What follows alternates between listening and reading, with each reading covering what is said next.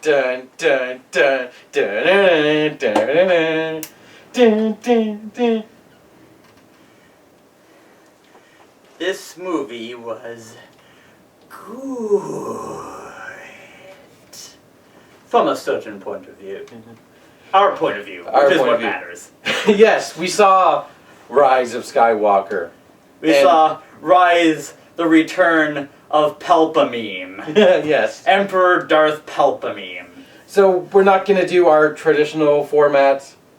If you want something more like that, there should be a link somewhere to my video on the movie where I talked for a long time about everything. But we're kind of going to do a little bit different. We're in honor of Palpatine. Force lightning round. So we'll start with the things we liked, then we'll dive into the things we disliked, and then give a sort of overall opinion. Yeah, so Palpatine comes back, and he is his full Palpatine-ness. Good. Kylo Ren being a badass, killing people right away. First scene, all action, no dialogue, just killing people. Good. We get a little bit more mythos, things lifted from the Legends expanded universe, things like a Sith holocron, which had a stupid name. But the fact that they included it at all, yes. And it looked on point, good. Yes. Adam Driver's performance as Kylo Ren is finally good. It was very enjoyable, yes. Even Rey's performance in this just made up for all the lackluster from the previous two movies. So, and her badassness in this makes sense because the first time we see her, we see her training in a forest. Upside down with rocks, like levitated rocks around her. Like electrons around an atom. Yeah. And call back to Luke saying, "What do you think the Force is? Just lifting rocks?" Good. There's honestly way too much to talk about. Yeah, there's the lightsaber duels, the action, yes. the spaceships. They got the OG Star Destroyers back, a big fleet of them from the Sith planet, which isn't Korriban, but honestly, it's basically Korriban. But this looks better than Korriban. Korriban's just another generic, like, Geonosis-looking desert planet. This was haunting. Yeah, this planet is basically a lightning planet. You know how Star Wars has these one biome planets? Like, there's the ice planets, the lava planets, the desert planets, the forest planets, the city planets, blah, blah, blah, blah, blah. This one's a lightning planet. Yes. Perpetual lightning storm. No rain, mind you. No rain, just lightning. The atmosphere in Kylo Ren's first meeting with Palpatine. Literally, the atmosphere is charged. And it makes sense for it to be a lightning planet because unlimited power, and we'll get to that. Kylo Ren going in lightsaber ready to kill Palpatine. Yeah, but then he just stops right before it when Palpatine offers him everything. Palpatine being a clone.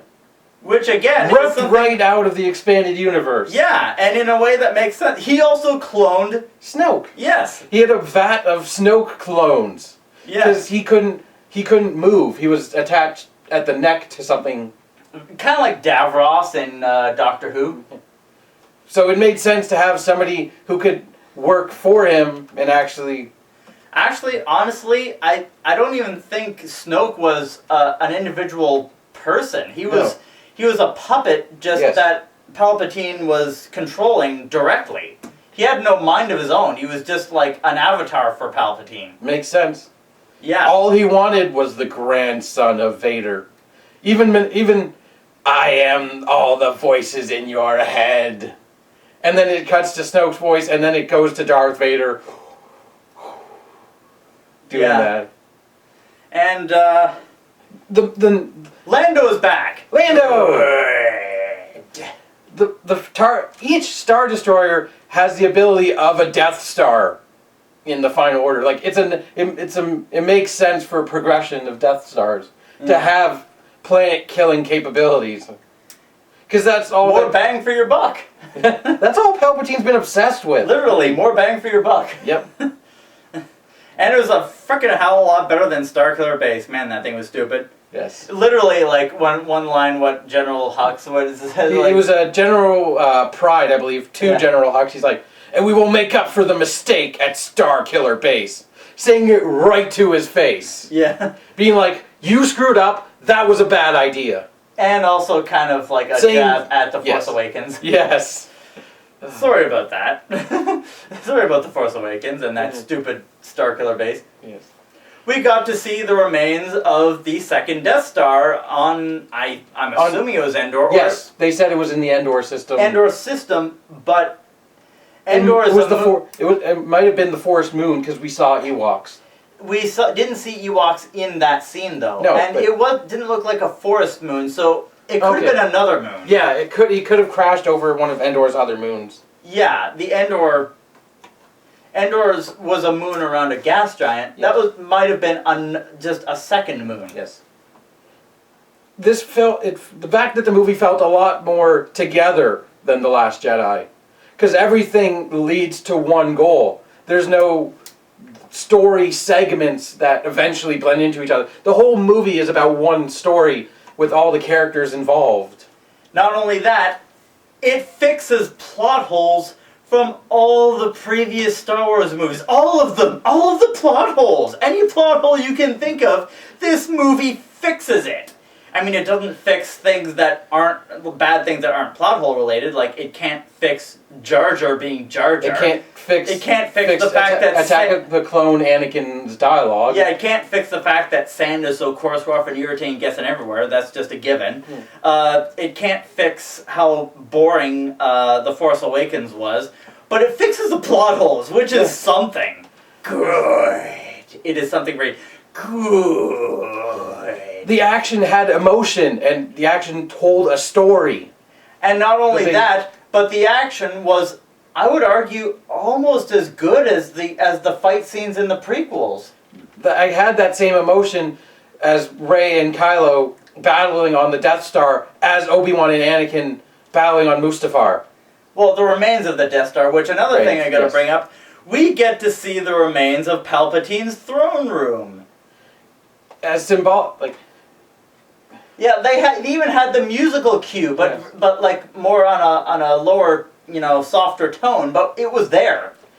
And we get to see a secret chamber that was there all along that we didn't see in Return of the Jedi, which really makes sense that it would be there, which contains a Sith holocron. And Rey's darkest fears. Yeah, because it was obviously another one of those dark side force wells, like the one on Dagobah. We actually had more adventure, like them going from place to place. We had hyperdrive skipping. Yes. The action felt smooth. It had to be rushed because they were on a time limit of 18 hours, but it took time to breathe along with it, to feel... Yeah, something that The Force Awakens didn't do, in my opinion. Like the big emotions, you could feel them because it took a second to acknowledge it and embrace it. I mean, sure, it also drops you right into the action like The Force Awakens did, but now we actually know some stuff about the characters, so it's okay to just drop us right into the action, whereas The Force Awakens, we knew nothing about any of these people, but it just, dropped us in assuming that we did. Yeah. But this one didn't have that problem. All the even more callbacks to the past movies. Palpatine's line to Kylo, the path to the dark side is a path to many abilities. Some consider to be in fact, all of his lines were basically just, callbacks to his earlier lines. That's Palpatine's whole thing. Palpatine wants revenge. Revenge of the Sith, if you will. And he is literally all of the Sith. On the planet Exegol. Yeah, the lightning planet. Confusing name, but it doesn't matter. Yeah, all Star Wars names are confusing. But, yeah, he's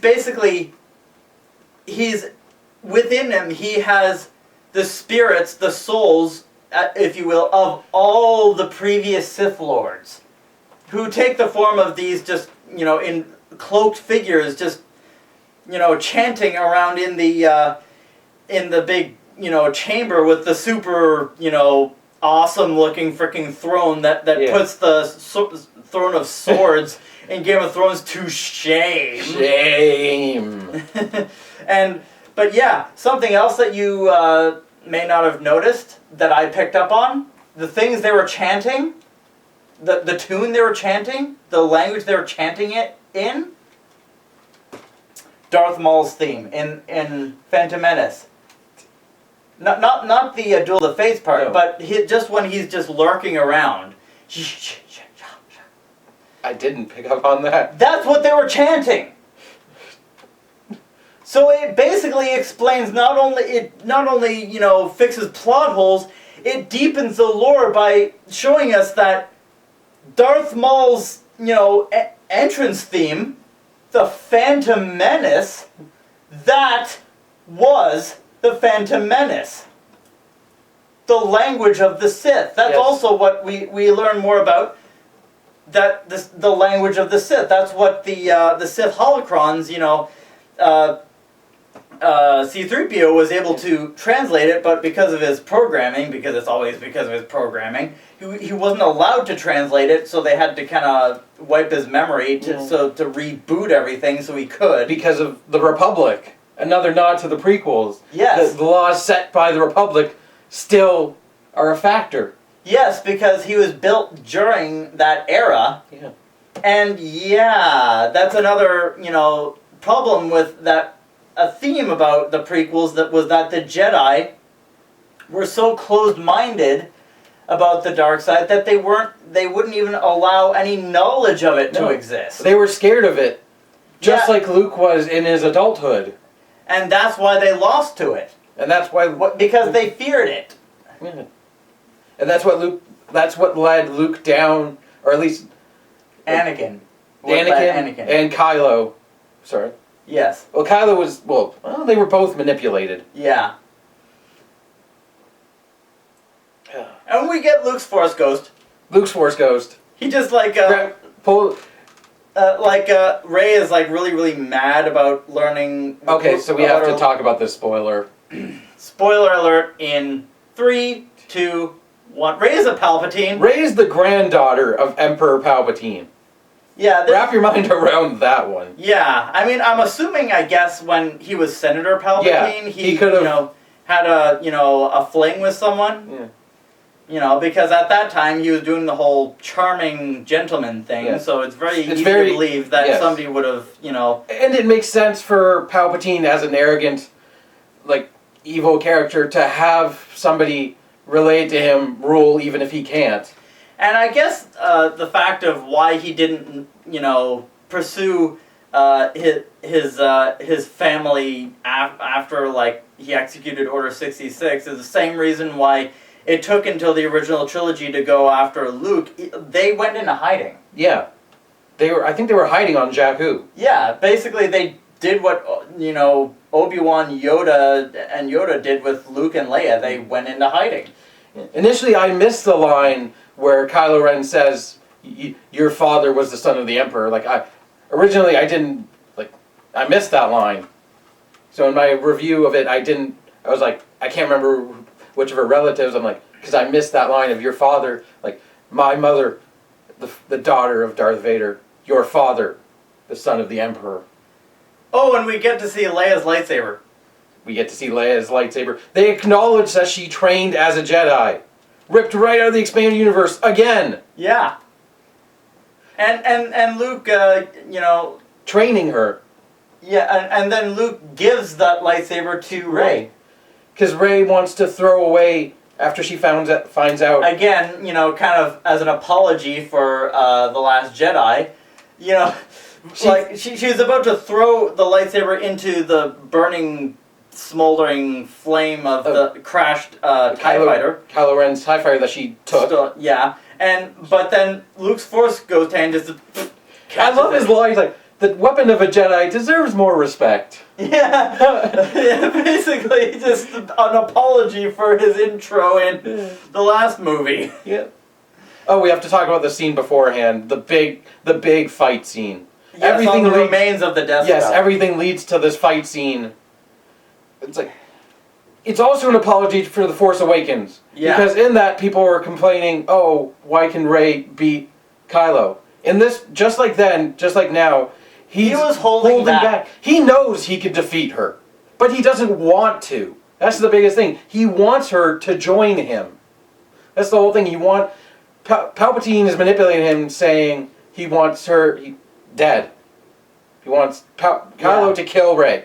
But Kylo wants to turn Rey to the dark side for her to embrace herself. Embrace the Palpatine. Basically what Darth Vader tried to do to Luke. Yeah.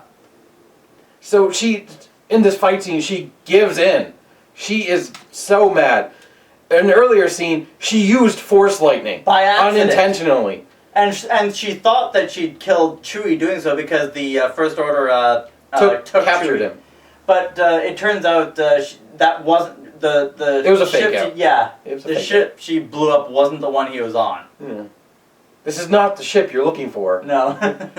But she gives in full, and she's hammering away at him, but she can't do anything. Even though she's fully angry, Kylo is just still blocking as normal, and then Kylo decides, okay, you've had enough, and just uses more force and just beats her down.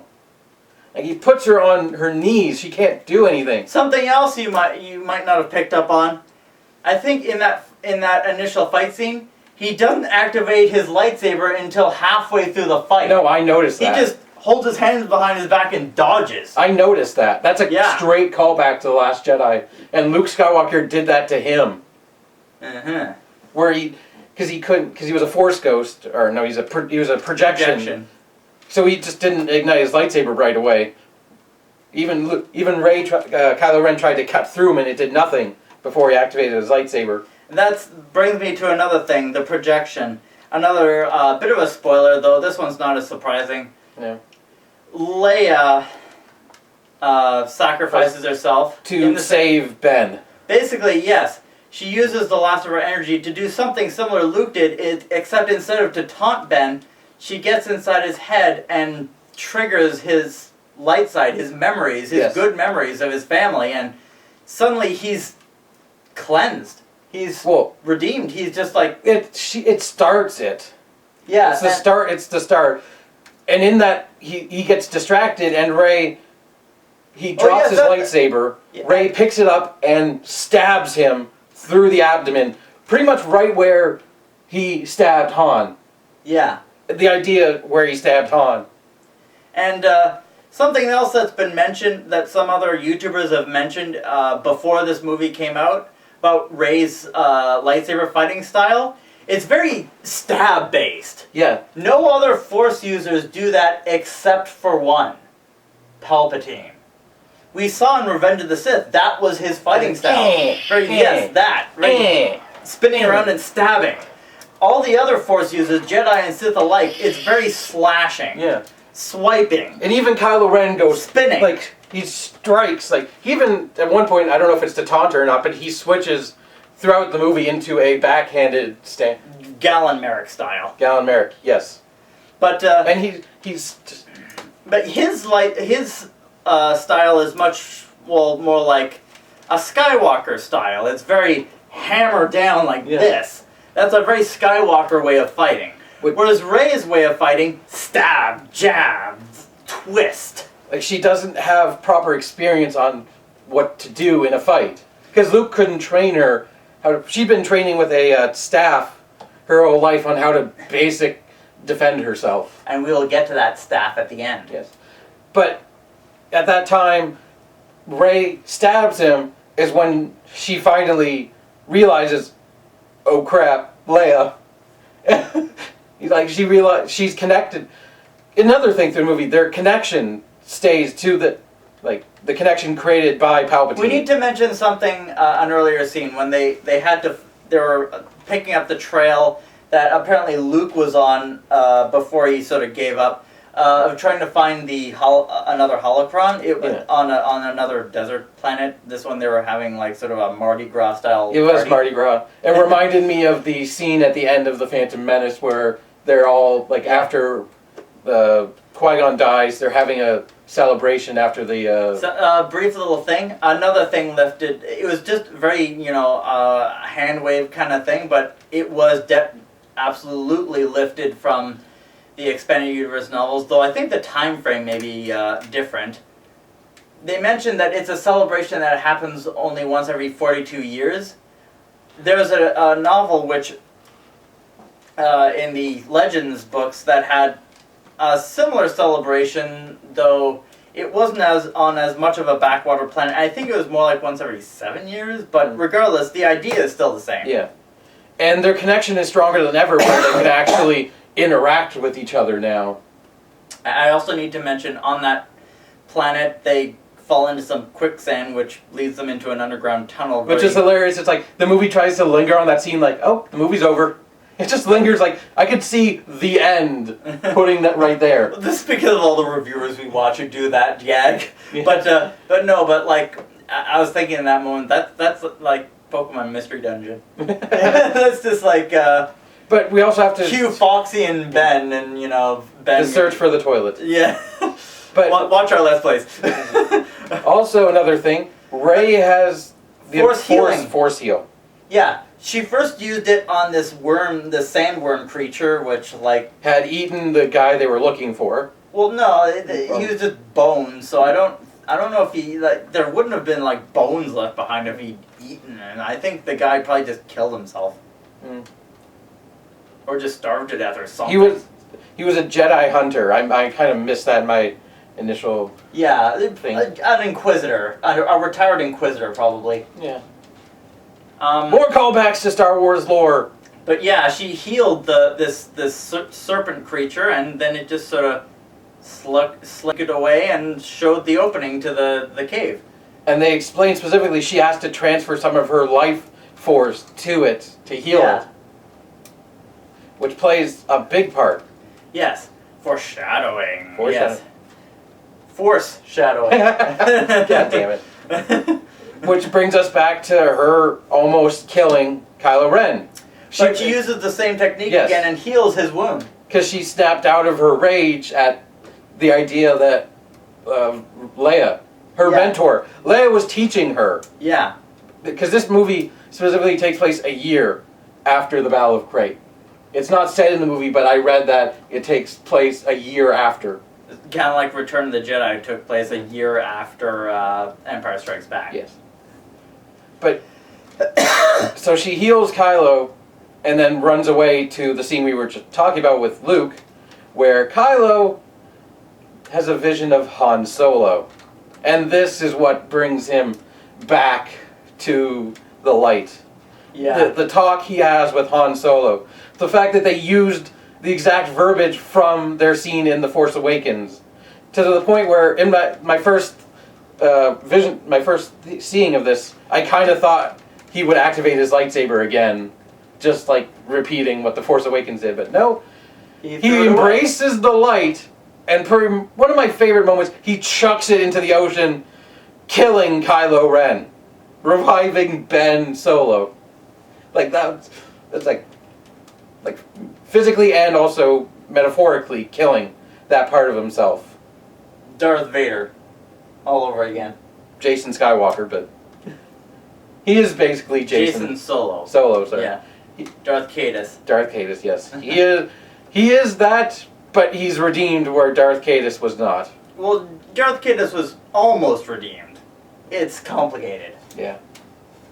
But basically they've adapted that from day one, except this is the best execution of it. Execute Order Meme 66. Or 666, like in our parody. Or Execute Order 69. But that explains why Palpatine had kids. He executed Order 69. God damn it! I didn't want to think about that, but thanks. and at this point, there's a thematic change because Ben also removes his Sith robes and decides to just wear a basic shirt. Still black, but... Oh, and then there's his helmet, which Palpatine helps him fix, but... Oh, no, he goes to somebody... Oh, maybe it was... No, the Knights of Ren are all there, and they just fix his helmet. Oh, yeah, and the Knights of Ren are in this movie. Yeah. And that's literally all we have to say about them. They don't say anything, they just kind of... One of my nitpicks. Are there, yes. They were supposed to be hyped up. They were hyped up by The Force Awakens. Yeah, but they're just there. There, yeah. And then they weren't there because he killed... Oh, yes, let's get to that. In the climactic battle over Sith Lightning Planet... Exegol. Exegol Order 66. Because Ben still had the other Sith holocron. Because, as they mentioned a whole hell of a lot, there are always two. No more, no less. So she goes to Exegol to confront Palpatine. And then he demands she... kill him. Yeah, the Sith ceremony of ascension. Yes, to become Empress Palpatine. And basically have all the previous Sith Lords' spirits transferred into her. Including his own. Yes. And that's what he's more obsessed about, his own, because he's... Yeah. Well, he also said that he has all the previous Sith Lords inside of him. Yeah. But it could be just their connection to the dark side, or it could be their actual spirits. I think it was actually part of their spirits. Maybe not their whole spirits, but the darkness within them was there. Which is why, in this scene, Rey hears Anakin, not Darth Vader. Yeah. Because Palpatine could project Darth Vader's voice, but not Anakin's. Because there were two separate, in a sense, two separate beings, much like Kylo and Ben were two separate beings, one light, one dark. Palpatine represented all the dark parts. And Rey represents all the light. And even I think I noticed at the end, Ben's scar had healed. I think they made sure to remove the scar that he took from Rey's lightsaber. She probably healed that too, somehow. Yeah. But there's one little thing we need to point out. It's not a big thing, but it is an awesome thing. Just as she's about to... it looks like she's about to strike down Palpatine, she could sense that Ben was on his way, but the Knights of Ren had him cornered. Yeah, so what she did... Oh, this is another thing, another Force ability that's never been used before. Well, I mean, I think it was hinted at in The Last Jedi. I didn't see them. You can teleport things with the Force. So it's also how strong their connection is. Yes. Because in an earlier scene, even though they were miles apart, he grabbed a necklace she was given and ripped it off. And then in a later scene, when she snuck aboard his ship and went into his chambers with the Darth Vader helmet, he was trying to figure out where she was by, they were using their Force projection on each other. And they were dueling, and they broke the monument Darth Vader's mask was on. And then that mask just falls right at Kylo Ren's feet, and is like, there you are. She was in my quarters! Lock down the ship! Yeah. Oh, and there was also the idea there's a spy in the First Order leaking information to the Resistance. But of course! Which turned out, spoiler, to be Hux, General Hux. Yeah, who's so jealous of Kylo Ren that he's willing to have them lose just so Kylo Ren could lose. He's blinded by jealousy. Yeah, but it was basically he was doing the right thing for the wrong reasons. Yes.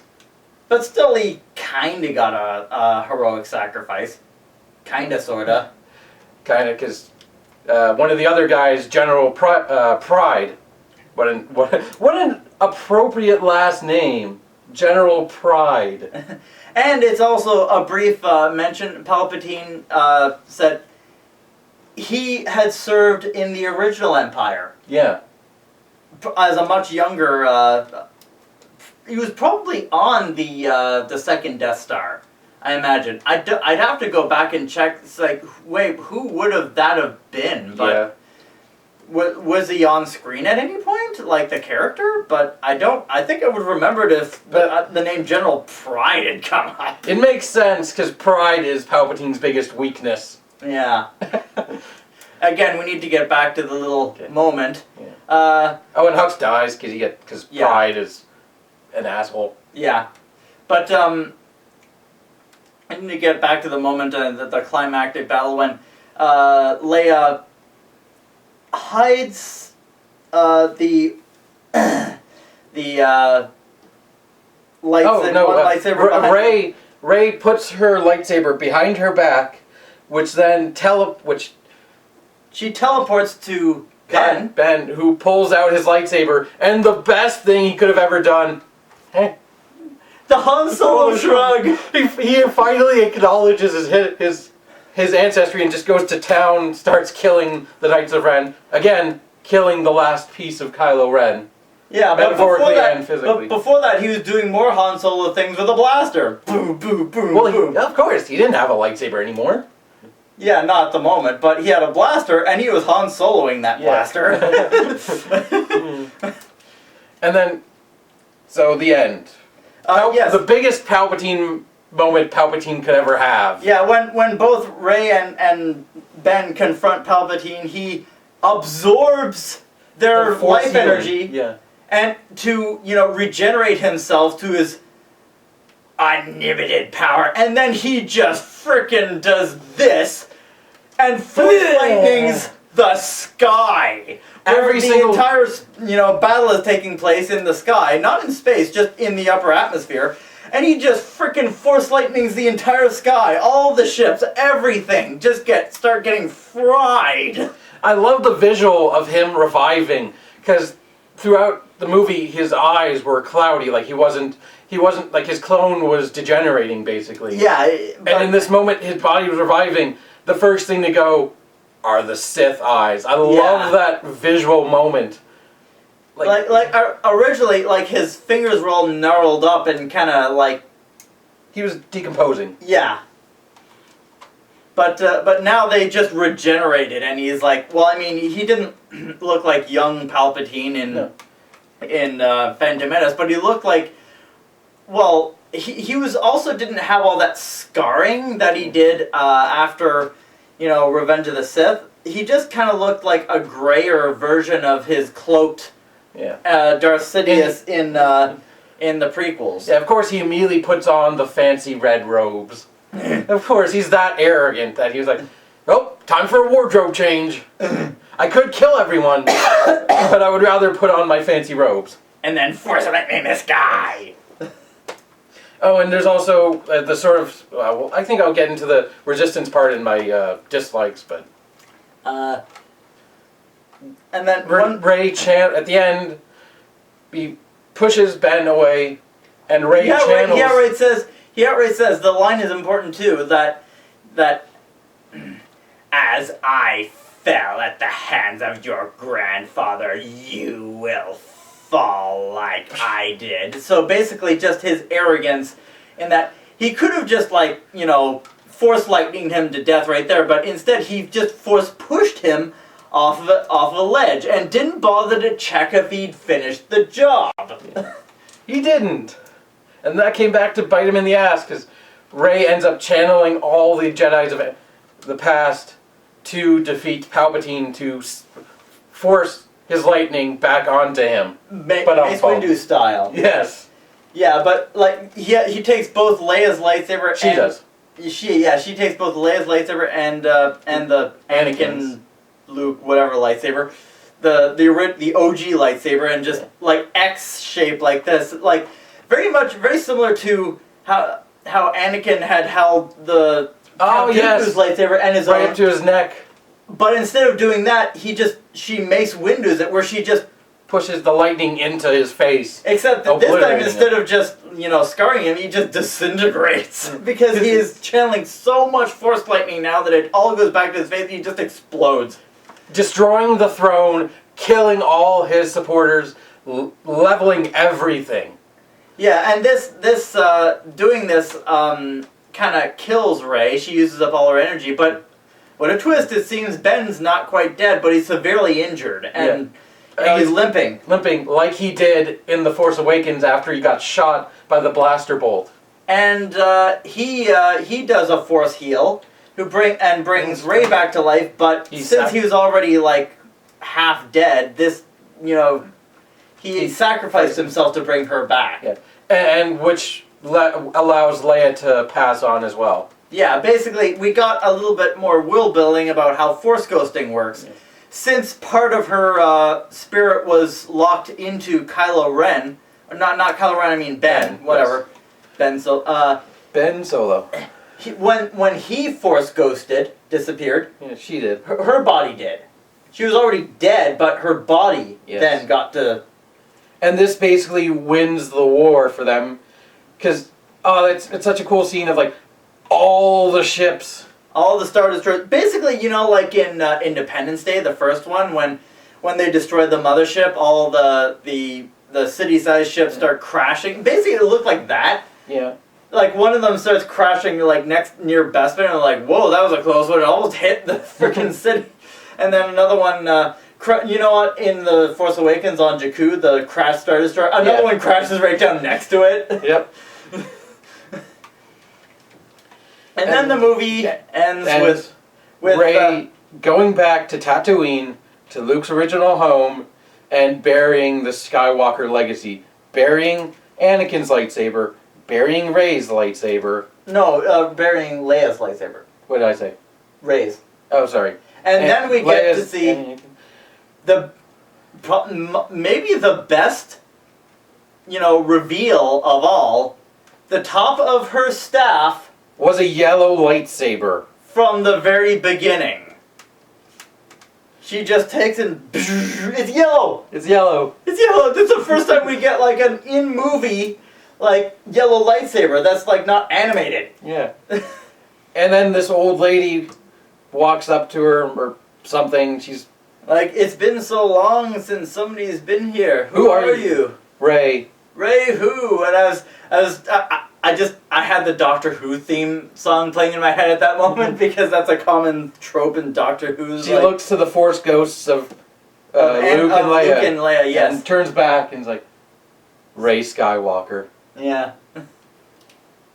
And then we get the twin setting suns of Tatooine with the movie ending. Yeah. The saga ending. The saga ending. As it began. With the Resistance winning, basically. And the twin sunset of Tatooine. With BB-8 instead of R2. Other good points. I enjoyed the stuff about the Resistance was good. We didn't even mention that they went to Kijimi, but yeah, there's so much to talk about. Yeah. Dislikes, if we have the dislikes are little things, but the Knights of Ren getting nothing. They didn't even get a word in. They were just background characters. They were basically just attack dogs, is what they were. It's so unfortunate. But as good as Lando and Palpatine were, they could have used a bit more screen time. They could have, because Lando was only there as an inspiration, basically. Yeah. Well, okay, he helped bring up backup. Yeah, yes, but to the main characters. Oh yeah, that's another thing we didn't mention. You know the Puddle scene in Avengers Endgame? Something like that kind of happens here. It's a similar idea. Yeah. Where he goes to every single... Thousands upon thousands of spaceships just arrive. Just generic people coming to help. Yes. Be inspired, having hope. Yeah. Poe's story of trying to live up to Leia's legacy as a commander was good storyline. Yeah, we're having a hard time finding anything we didn't like in this. It's like I said, it fixes all the plot holes of all the previous movies, both the sequels and the prequels. Rey waking up from the dead and making out with Ben was cheesy romantic. Okay, yeah, the kiss, I was really hoping, don't kiss. Oh, they kiss. I can explain it away, but it is still like, I wish they didn't go there. Yeah, I mean, like, everything else about that scene would have been fine if they just didn't kiss. They just sort of looked at each other and held each other, and then Ben died. You know, that would have been... Like, she looked at him, she looked at him smiling, was like, Ben, and then even he laughed. That was good enough. Yeah, like them sharing a moment of like actual connecting to each other. That very much, the kiss very much felt like Hollywood, trope checklist. Yeah. But, at least it wasn't no. Yeah, it wasn't that. Or McClunky. McClunky. Dark Ray having more screen time would have been nice, but I understand why they didn't do it. She wasn't an actual, like, the trailer is built up that she was actually gonna, she could have been, that. Yeah, that could have been what where Ray went. And she could have gone there. But no, it was actually more like just, like, in Empire Strikes Back in the cave. It was just a vision, just an apparition. Another good thing, Luke lifting the X-Wing. Yes. Finally doing what Yoda wanted him to do. As a freaking Force Ghost. Well, look at what Yoda did as a Force Ghost. Yeah, so basically Ben's whole thing is like Obi-Wan's whole thing of like, if you strike me down, I shall become more powerful than you can possibly imagine. Yes! Yes! The only thing I was like, well, then why aren't the Force Ghosts joining in? Can they not, like, can they not, what's the deal with that? They can do all this stuff, but they can't actually fight anybody? Maybe they can only do, like, they can't actually fight as Force Ghosts. They can just sort of move things, but not actually I don't know how that works. I think it's more focused on the characters they have rather than leaving everything to the legacy characters. Yeah. Like the fight, it was more focused on Rey being everything than having Luke help her fight. And we got like some voice snippets. Oh yes, like from Rey communicating with the Jedi. I could clearly hear maybe Leia, but Anakin, Obi-Wan, Mace Windu, Yoda. I imagine Qui-Gon Jinn probably. Yeah. Like that was such a cool thing. Like. Yeah, my nitpicks are really tiny and just end up being, oh, this character didn't do enough. Like, there's nothing storyline-wise I could find fault with. I like Zori. She was a cool character. Oh, yeah. She was clearly a Mandalorian. They didn't outright say it, but her helmet, her attitude, everything, she was a Mandalorian. Babu Frisk was the baby Yoda of this movie, or Babu Frisk. He's the one who, rebooted C-3PO. C-3PO was hilarious in his awkward dialogue. Like but that's kind of always been C-3PO's thing. I think it worked really well in this movie. Like when they fell through the sand, he's like, "You didn't mention my name, but I'm okay." That's always been C-3PO's thing, though. Like I think it worked because there wasn't much comedy in the other characters. Yeah. Like he was the comic relief. So like he's always been until Jar Jar, but then Jar Jar got pushed to the side in the other movies when it went back to C-3PO. I think what worked here is because the other characters had connections, so there wasn't much banter between them. Like they were all unified what they were talking about. So C-3PO providing comic relief was such a different contrast that it made it funnier. Again, that's what his job has always been. Right from the first, from the original Star Wars, which is now called A New Hope. Yes. That's what his job was. But like he had to fight in the original. He had to fight with Han Solo trying to be funny and the banter. So like the new characters, Janna was pretty cool. Like having the story of Finn find other people he related to who are also First Order, deserters. Deserters, yes, was a really cool character moment for him.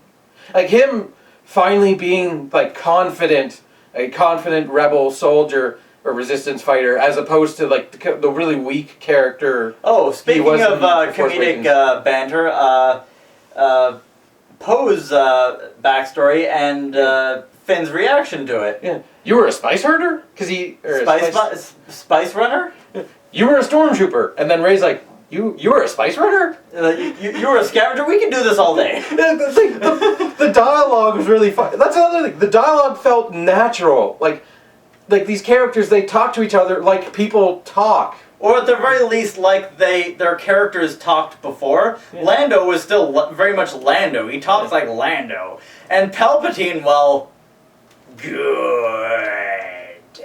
The power of the dark side. That's always been you Palpatine. You will have everything. Like, that's his whole shtick is over...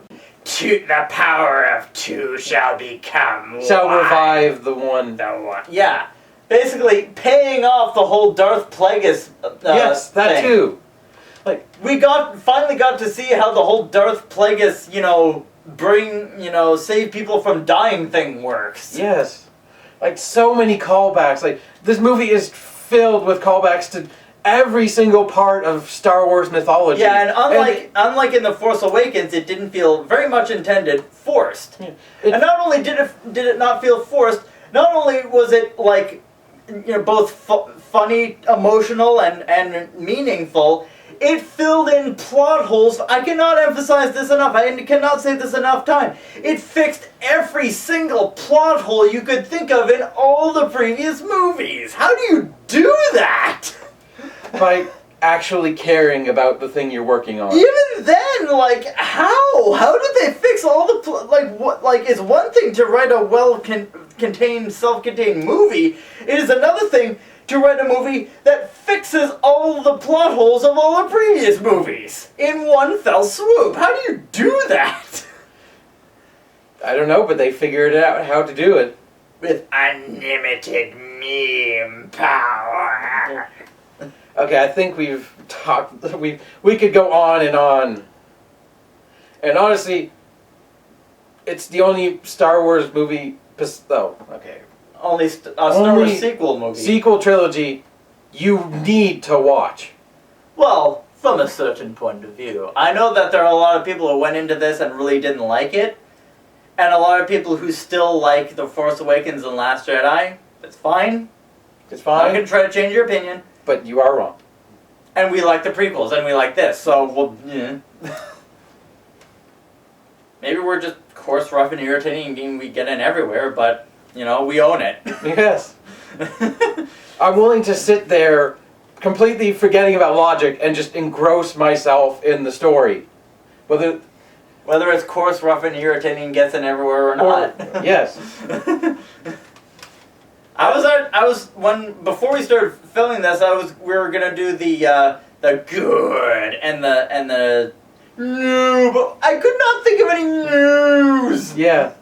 Even all the negatives I said were very minuscule and just come down to I wanted this character to do more, which is also what people complained about about Snoke in The Last Jedi. Yeah, but then this movie handwaves that away. Is like he didn't need to do more. He was literally nobody. He was literally just a cloned puppet avatar for Palpatine to interact in the world in. That's why the First Order just suddenly got so powerful so fast, because Palpatine just basically was pulling the strings behind the scenes. Just like always pulling the strings. Right from the beginning in the prequels, in The Phantom Menace, pulling the strings, being that charming Senator Palpatine, but secretly weaving his empire. Yes.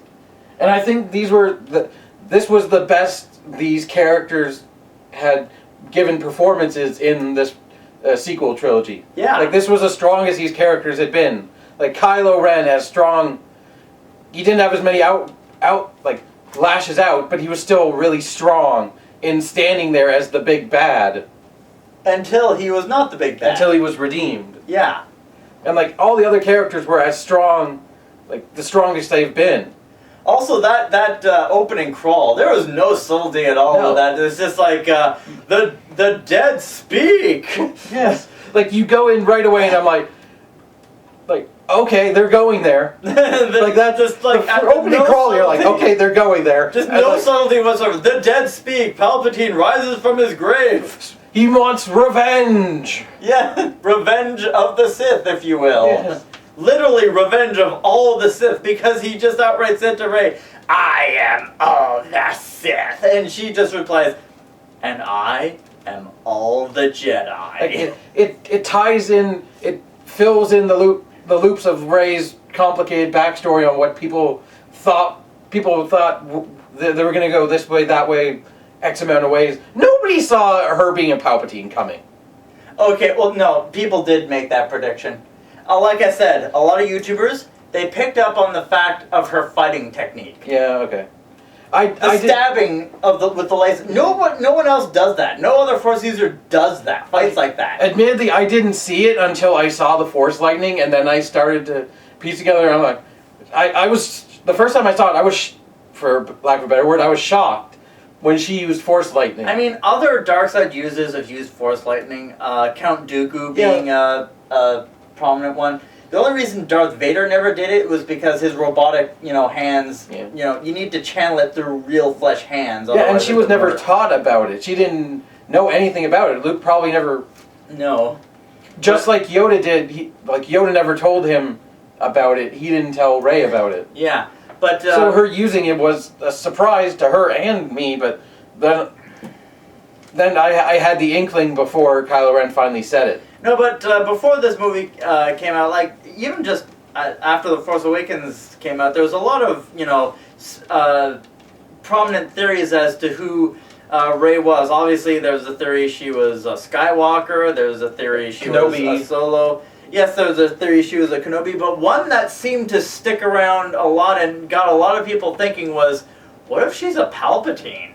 And I'm like, and this one paid that off. She was. She literally was. Admittedly, I don't pay attention to those videos. So. No, but I watched a lot of those theory videos, and that one was the one that seemed to stick out the most. And it was hinted at. Her fighting style. Yeah.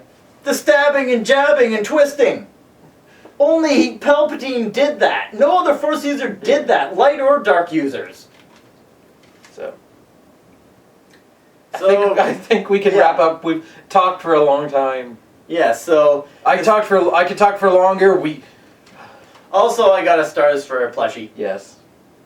I finally got a Star Destroyer plushie. I've been looking for one of these for a very long time. But the Empire Star Destroyer, not the Final Order Star Destroyer. I mean, the Final Order Star Destroyers looked more like the Empire Star Destroyers than the First Order ones. Yes, but they also had the planet-destroying cannon. I kind of thought that was a bit overkill, but It makes sense.